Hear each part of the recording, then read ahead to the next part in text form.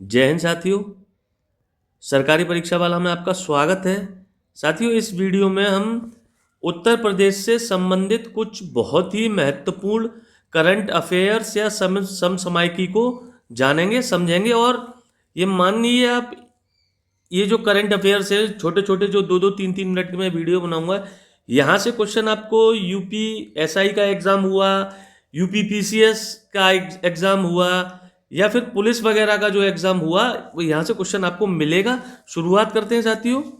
उत्तर प्रदेश का छठा राज्य वित्त आयोग।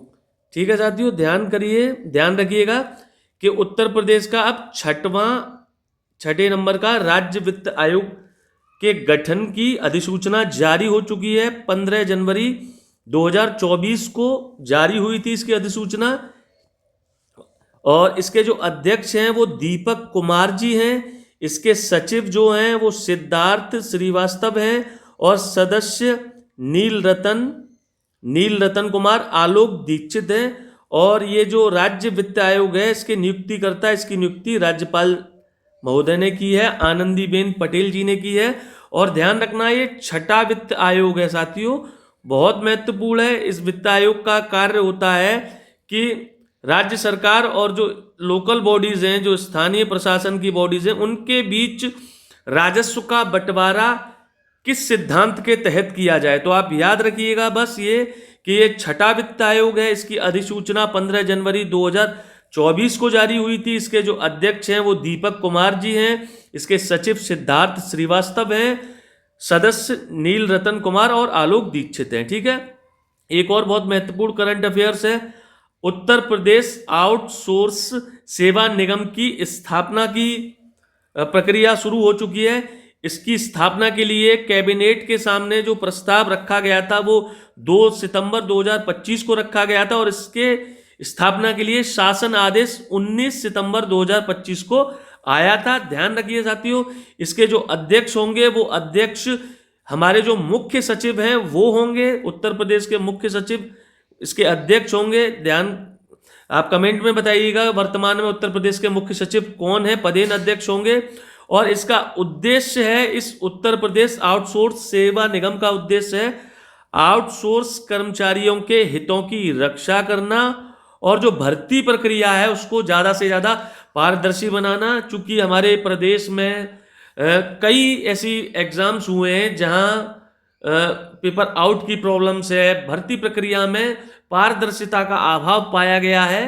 तो उसको बेहतर करने के लिए हमारी सरकार ने उत्तर प्रदेश आउटसोर्स सेवा निगम की स्थापना का संकल्प लिया है। और उसके लिए शासन आदेश 19 सितंबर 2025 को जारी हुआ था। ठीक है, ध्यान रखना साथियों।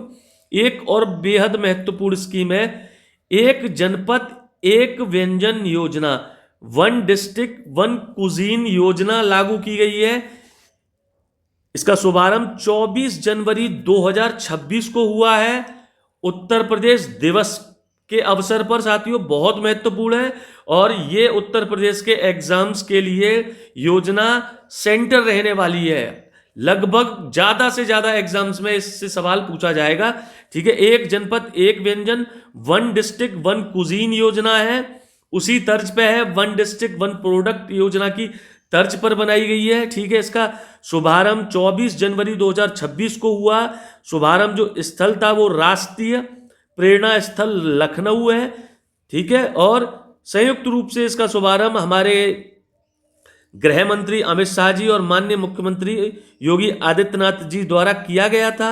और इस योजना का उद्देश्य है प्रदेश की जो समृद्ध और विविधतापूर्ण खान पान परंपरा है उसको राष्ट्रीय और वैश्विक स्तर पर पहचान दिलाना।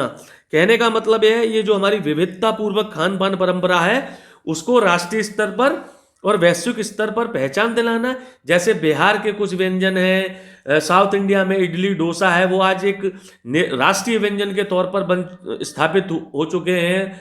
बिहार का एक व्यंजन है, उसकी भी अक्सर चर्चाएं होती रहती हैं। बिहार इलेक्शन से पहले हमारे प्रधानमंत्री जी ने लिट्टी चोखा खाया था। ठीक है, बहुत महत्वपूर्ण योजना है 1 डिस्ट्रिक्ट 1 कुजीन योजना। ठीक है, शुभारंभ 24 जनवरी को, विविधतापूर्वक खान परंपरा। और इसमें अलग अलग डिस्ट्रिक्ट से जो खाने की परंपरा है, जो कुछ फेमस प्रोडक्ट हैं, जैसे अलीगढ़ में एक जगह इगलास है, वहाँ की चमचम भी इस योजना के तहत उसे शामिल किया गया है। ऐसे अलग अलग जिलों की एक एक स्कीम, एक एक जो व्यंजन है उसको डाला गया और लक्ष्य बनाया गया है, उसको प्रमोट किया जाए राष्ट्रीय स्तर पर और वैश्विक स्तर पर। बहुत महत्वपूर्ण स्कीम है। एक और ध्यान रखिए, वन डिस्ट्रिक्ट वन प्रोडक्ट जो योजना है उसमें 12 नए उत्पादों को जोड़ दिया गया है और ये मई 2025 में जोड़े गए थे। वन डिस्ट्रिक्ट वन प्रोडक्ट, एक जिला एक उत्पाद योजना, इसका उद्देश्य हमारे जो इंडस्ट्रीज हैं, जो